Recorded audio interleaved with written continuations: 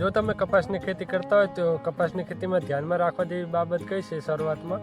તો જો સૌથી પહેલાં તો આ રીતના આપણે કમ્પ્લીટ સાફ પાડી નાખવાના. આપણે જેવા અહીંયા સાહ નાખે છે તેવા સીધા સાફ પાડી દેવાના.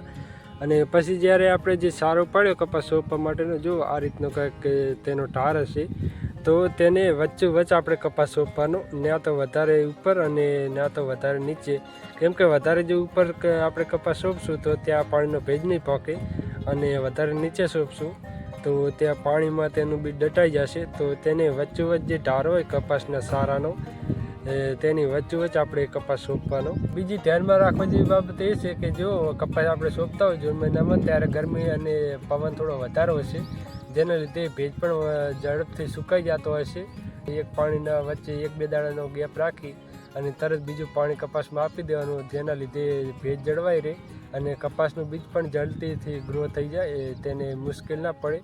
તો જો જે આપણે કપાસ કર્યો તેમાં આપણે 2 પાણી આલી દીધા છે, અને આપણે 5 જૂનના દિવસે આપણે કપાસ કર્યો હતો અને આજે છે 10 જૂન. તો જો કંઈક આવડો કપાસ થઈ જશે 5 દિવસમાં, અને આપણે આમાં 2 પાણી આલી પણ દીધા છે.